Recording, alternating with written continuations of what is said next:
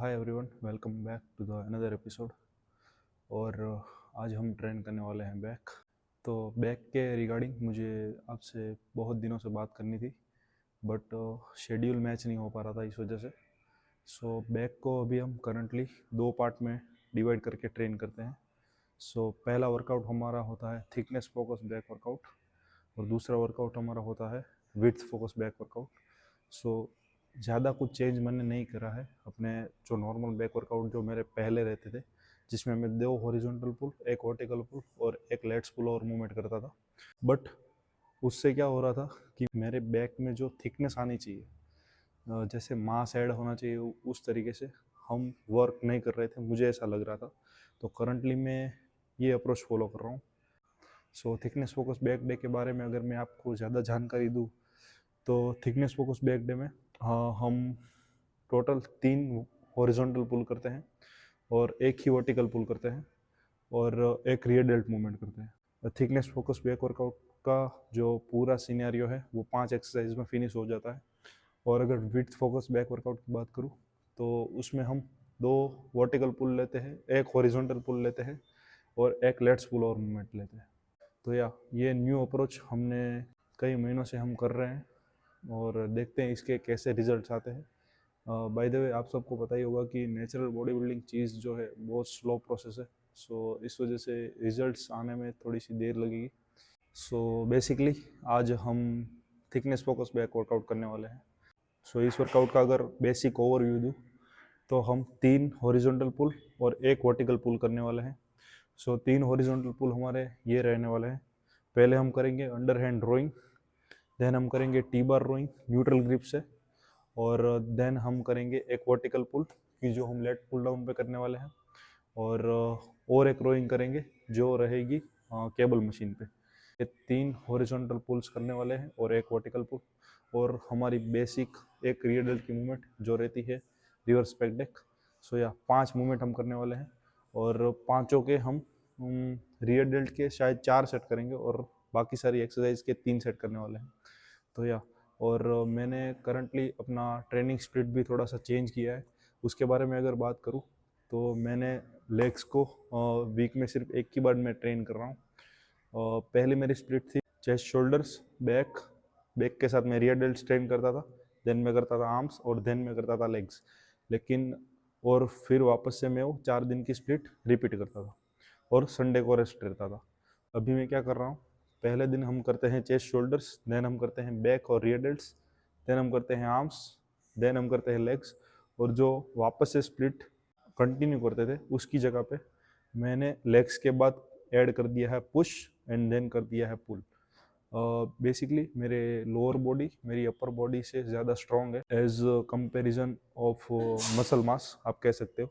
तो मुझे अपनी अपर बॉडी को ग्रो करने के लिए मैं उसे फ्रीक्वेंटली ट्रेन कर रहा हूँ। हम देखते हैं कि पिछले वीक से ही मैं ये नया अप्रोच फॉलो कर रहा हूँ, तो देखते हैं कि इसके क्या रिजल्ट्स आते हैं। अंडर हैंड रोइंग से स्टार्ट करते हैं। सो बेसिकली अगर आपके जिम में कोई ऐसी chest supported under hand rowing machine नहीं है, तो आप नॉर्मली बारबल रोइंग कर सकते हो, या तो फिर आप केबल पे रॉड लगा के रोइंग कर सकते हो। और अगर चेस्ट सपोर्टेड मशीन है ऐसी अंडर हैंड, तो भाई क्या ही कहना है। और ये स्ट्रैप्स अक्षय सर के, तो big shout out to Akshay sir.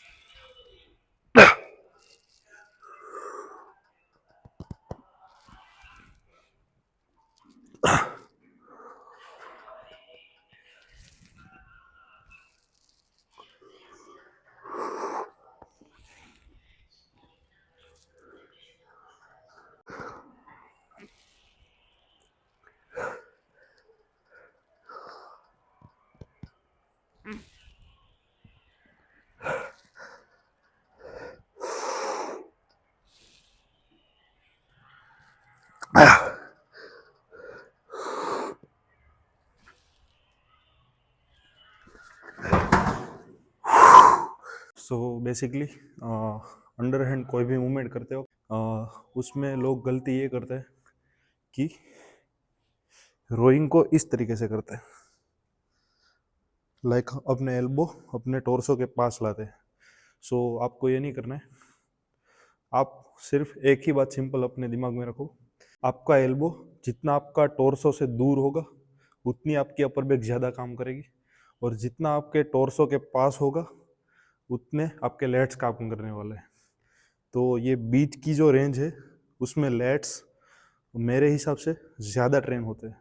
तो आपको बेसिकली क्या करना है, आपको एल्बो को ऊपर रख के खींचना है, ऐसे ऐसे। मेरी भी ये रिसेंट ही डिस्कवरी है। सो बेसिकली इससे जो स्ट्रेच मिलता है अपर बैक को, गॉड लेवल स्ट्रेच मिलता है। ये ट्रिक को आप टी बार रोइंग पे भी अप्लाई कर सकते हो।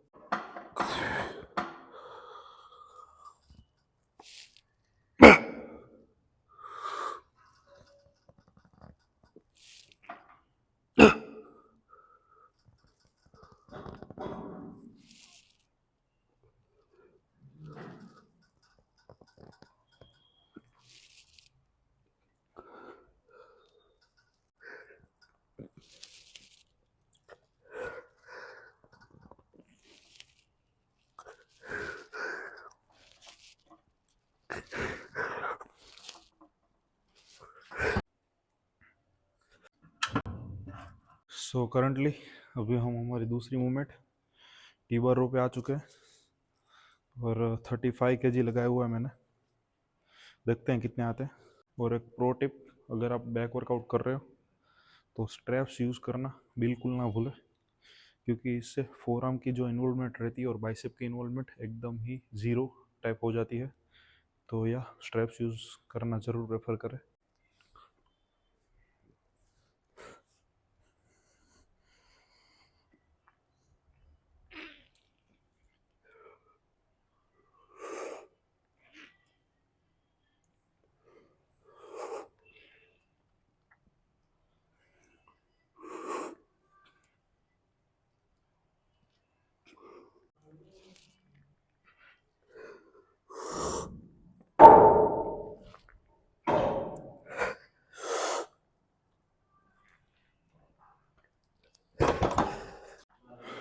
सो ये हमारा दूसरा सेट है, देखते हैं कितने आते हैं। मैंने सिर्फ 2.5 kg इंक्रीज़ किया है। सो करंट वेट है 37.5।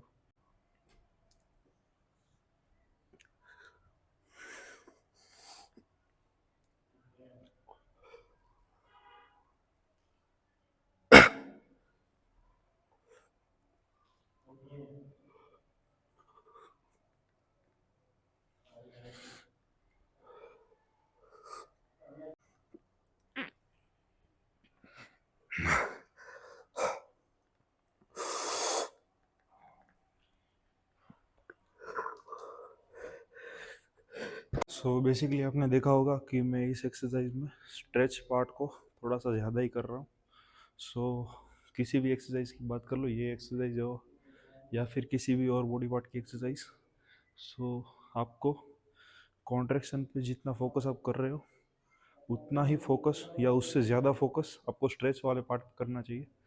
क्योंकि अभी जितनी भी रिसेंट स्टडीज़ निकल रही हैं वो सारे स्ट्रेच वाले पार्ट की ही निकल रही है, कि स्ट्रेच अगर आप अच्छे से कर रहे हो ड्यूरिंग रैप मसल्स को, तो आपकी मसल ग्रोथ ज़्यादा होने वाली है। और ये मैं नहीं, बहुत सारी स्टडीज़ बहुत सारी रिसर्च बता रही है। तो या कि कोई भी एक्सरसाइज करो, मसल को अच्छे से स्ट्रेच करो और अच्छे से कॉन्ट्रैक्ट भी करो। ये रैप के दो ऐसे काम हैं कि जो हमें मसल्स से करवाने हैं, तभी आपकी मसल ग्रोथ होगी, और कोई थर्ड रास्ता नहीं है। आई होप आप समझ गए होंगे। सो अभी हम हमारी third moment neutral grip leg pull down करेंगे। सो वीडियो शूट करने का एक फ़ायदा है कि सेट्स के बाद जब मैं दूसरी एक्सरसाइज को स्विच करता हूँ तब मुझे बहुत सारे एंगल्स को देख कर देखना पड़ता है कि किस एंगल्स में फुटेज अच्छी लग रही है, या फिर मुझे बीच बीच में इंफॉर्मेशन देनी पड़ती है। तो उस वजह से क्या होता है कि सेट्स के बीच में रेस्ट थोड़ा सा ज़्यादा मिल जाता है, जिससे मेरी आने वाले सेट की एफिशिएंसी बढ़ जाती है। तो या ये एक टिप भी ले लो कि अगर आपको अपनी सेट की एफिशिएंसी बढ़ानी है और अच्छे से फेलियर तक जाना है तो अपने रेस्ट पीरियड को थोड़ा सा इंक्रीज करो। मैं ऐसा नहीं बोलूँगा कि आप 10-10 मिनट तक रेस्ट ही करते रहो, थोड़ा सा इंक्रीज करके देखो, ट्रायल एंड एरर करो, और अपने रेस्ट पीरियड का एक स्वीट स्पॉट, मेरे लिए किसी भी एक्सरसाइज के लिए एक स्वीट स्पॉट है 3 मिनट। और अगर सेट बहुत ज़्यादा इंटेंस गया है और वो कंपाउंड मूवमेंट है तो मैं 5 मिनट का रेस्ट करता हूँ। तो या मैं ऐसा नहीं कहूँगा कि आप भी 5-5 मिनट तक बैठे रहो बेंच पे। तो अपने अकॉर्डिंग देखो कि आपके लिए कौन सा रेस्ट पीरियड एकदम सही से काम करता है। सो अभी हम करने वाले हैं neutral grip plate pull down.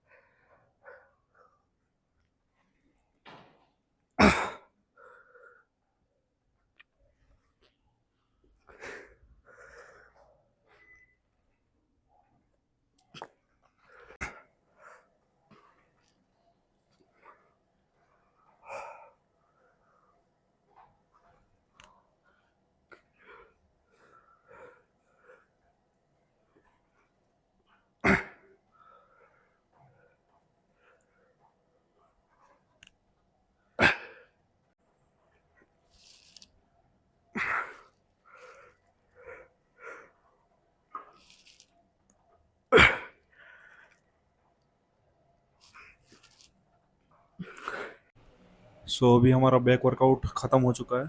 So totally हमने 5 एक्सरसाइज करी।